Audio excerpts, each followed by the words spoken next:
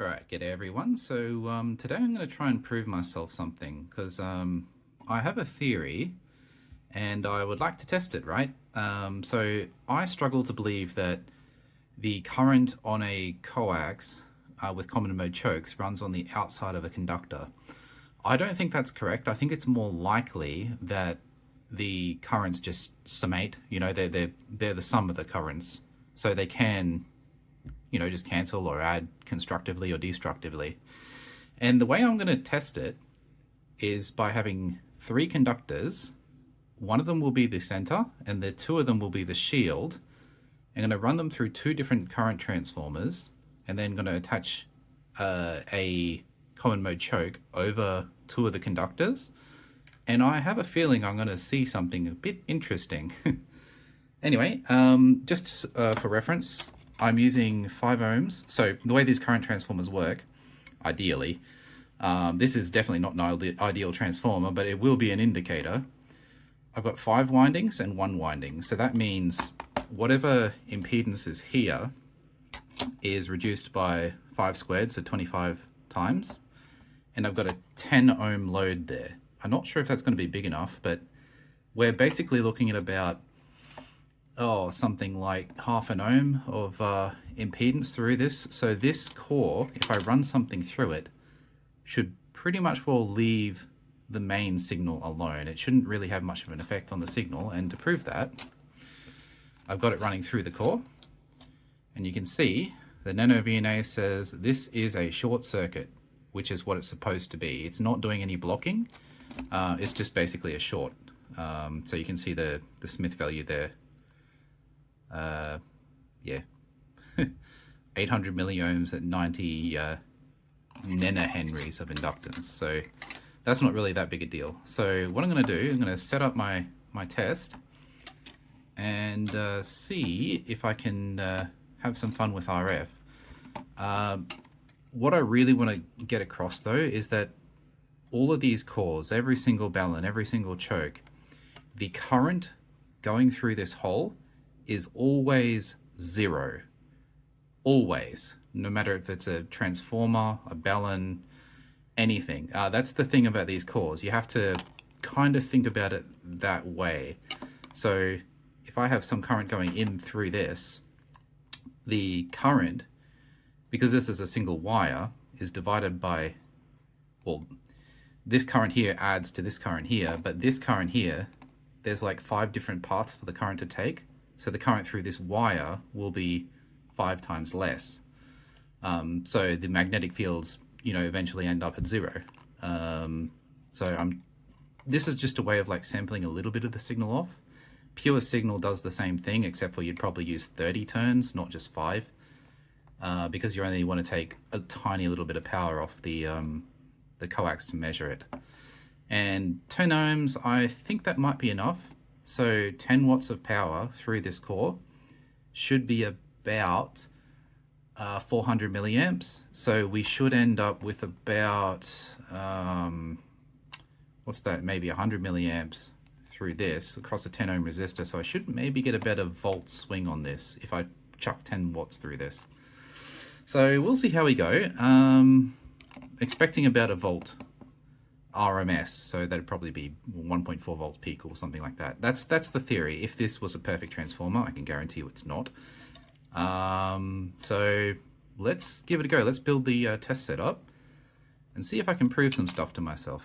All right, I'll be right back. All right, so now we have our little test jig, and I'm just testing S21 through. So I just want to make sure that this is invisible to the through line. And if we look at our little VNA, we turn it on, we can see that it's not perfect because these aren't exactly 50 ohm, these aren't exactly 50 ohm transmission lines, but what do we got? Like an SWR of 1.1 to 1 where I'm going to be testing at 7 megahertz here. So you can see it's pretty well matched. I'm losing about 0.1 dB through this little measuring device. And I suspect if I did this, move them closer, it probably actually would get better. Not by much. So we can pretty much all say that this is a valid test because it's a transmission line. It is transmitting the signal into the other port, and that these little toroids here aren't having that big a deal on the through line. All right, I'm going to go hook this up to 10 watts. I don't really have a good way of doing this. I do have that little QRP amplifier that I showed in the last video, but I have to drive from the Hacker F1 again because I bring the Hermes light back to my parents' place where I remote my radio. So I'm gonna do some testing. Oh, actually no, before I do, I do want to prove one thing as well. If I put a ferrite clip around this, even if it's just, well, I'm gonna go all 3 wires at the first step. See if I can do this in a way where I can get it off again. That would be good. So let's do this. Put all 3 wires in there. You will see that this will have 0 effect. See? On there, absolutely 0, because these currents are all balanced. The current going from the center pin this way is cancelled out by the 2 currents, or you know, whatever balance of current is on the 2 shields going the other way. So this is a perfectly balanced system. All right, I'm going to go hook this up to power, and we'll do some experiments. All right, I'm going to show you what's going on here. So I have my program. That's my little RF generator. So I'm just using the Hacker F as my signal source, boosting that from 1 milliwatt or maybe 100 microwatts up to about half a watt drive, maybe 300 milliwatts drive, something like that. Goes into my QRP amplifier. So that makes good 10 or 20 watts pretty easily. Goes through this little Duvie experiment where I'm measuring the current from the 2 shields and going through a dummy load through another, well, it's an attenuator I should say, through another attenuator, and there is the output into the spec end. Now I'm going to just enable the drive just for a second, see how much power we get. It should be about 38 so dBm, 39, something like that. Helps if I would, that was the drive power, 25 dBm. Enable the second amplifier and tick. We should get about 30 something, you know, 37. So that's a good 5, 6, 7 watts, something like that, you know. So we are getting a fair bit of power through there. Now I'm going to show you what happens with the current transformers. So I'm measuring the current of those 2 wires. We're going to enable it. And you can see there is current and VPP about 1 volt. So that's a little bit less power, but we're also getting less power through. I'm not at 10 watts. So we can see that we have current there. Also, actually, something I wanted to show you the other day. I showed you that the current went up to 1 amp. Now that I've changed over to mica sheets on these MOSFETs, mica sheets are much better at cooling. What happens now when I, you know, pump out 5 or 10 watts or something? Sure, the current might climb a little bit. Climb, whatever. Turn it off. You see immediately it cools back down. So yeah, this amplifier is a lot more healthy now. All right, now what I want to do is I want to show you, currently this current there is split between the 2 wires pretty evenly. So, you know, it's current that's there just doing its thing. What I'm going to do is I'm going to, so the red probe is on channel 1, which is yellow. The blue probe is on channel 2. So what I'm going to do, I'm going to take this, and then I'm going to just chuck it over 2 of these transmission lines. And I have a theory, and I think it will work. I don't really see a reason why it wouldn't. So it's clamped on there now.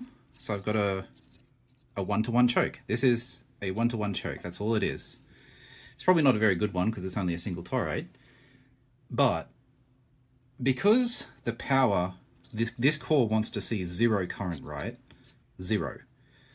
The center pin and one of the shield wires is going through here, which means if this has 0 current, then all of the current should go through these 2 wires and none of the current should go through this wire. So we're expecting to see a flat line on yellow and all of the current, it'll be more than 1 volt, going through this blue probe. All right, let's give that a try just to confirm it. This is going to be make or break, so let's have a look. Whoa, what do you know? Hey? Oh, hang on, it's not triggering properly because I'm triggering off channel 1. So let's trigger off channel 2. How do I do that? Menu, trigger, source, channel 2. All right, that'll do. Now, we're going to enable that again. What do you know? Hey? That's, Huh? I never thought an experiment would go this well, to be honest. I'm actually going to pump up the power a bit. I want to see 10 watts, so I know it's about 2.8 amps. So pump up the power. How much drive can I get out of my little... Oh, I can't get enough drive. Oh, this is probably going to be toasty. Oh, no, it's not too bad. All right, so I'm getting about 2.8 amps there. Yep, and it's going to start climbing, so I've got to back it off a little. Yeah, whatever. That's about 10 watts out. We'll have a look on our spec N. So, do we have our 10 watts? Not quite. Let's go bump it a little bit more. Yeah, that's pretty much all close enough. I think this is about 50.5 dB of attenuation, so their values read half a dB off, but good enough for Australia. All right, we're going to enable it one more time. We're going to see our 10 watts of current go all through one wire. And we see a VPP of 2 volts, so 1 volt peak to peak, which is kind of what I think I said we'd see. I think it was 1 volt RMS though. It should be, I think, 1.4 volts or something like that. But this toroid has completely forced all the current through these 2 wires and none through this wire. Now what I'm going to do is I'm going to half open it and do that again, but slowly close it up. I'm going to see if I can get that in frame all together. So give me a second. All right, we're going to give that another go. So we're giving it the beans. We'll see. Actually, most of the current is going through the blue already. Interesting. Hopefully I don't get RF burn. I'm going to come in and slowly close it up. Bang, there you go. What do you know? So no currents going through that wire and all the currents going through the other wire. And I need to check on the heatsink. Oh, that's... I can keep my finger on it so it's cold. This one might be a little bit scorching. Oh no, it's actually reasonable too.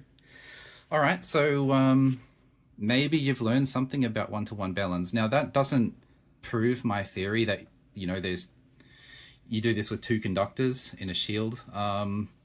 I need to come out with another video of thinking, how am I going to get RF current in this wire while leaving these alone? I'll think about it. All right, so what did I try and prove to myself then? I'm not really a believer in this 3 conductor theory. It helped me test common mode current for sure here. But I think that these can be the same conductor. If you had 1 amp current, let's say just 1 amp, whatever, doesn't really matter, going through this wire, and the core was around these 2, you would have to have 1 amp going this way too. So the common mode would be blocked because of that toroid there, or core, ferrite core. I think if you had 2 separate circuits, you could have 1 amp going through this current this way, and then tried to have maybe, let's say, half an amp going this way. What you would get in total would be half an amp this way, and that's it. And I think the same thing would be true at RF. I would have to think about how to change this a little bit to test this. I don't think it's the outside of the coax. I think it's just this current here is summed. And as soon as you put a core around it, it will be high impedance. So the only thing that can get through is 1 current this way has to cancel this way. So it would be left with the differential, and it's just a high impedance for the common mode. I will have to think about another video about how to test this properly, but this is a start. This test did prove what I thought, you know, all current through the core is 0. And to the point where even this short circuit here had zero RF current in it because it all wanted to be through here. So yeah, interesting little test, and I'll see what I can come up with to maybe test this outside of the coax theory. I think what it's going to involve is I'm going to have some differential current going through that I can see, and then I'm going to try and inject some common mode current, I guess with a ferrite core or something. And because I could just do this with 2 wires, right? If I inject common mode current, maybe this current transformer will show me a difference between the active and the neutral. I'm going to have to think about it. It's going to definitely take 2 circuits, and yeah, I'll have to think about it. I'll come back to you. All right, 7 3s all, and what a fun little test. VK4 Delta Lima.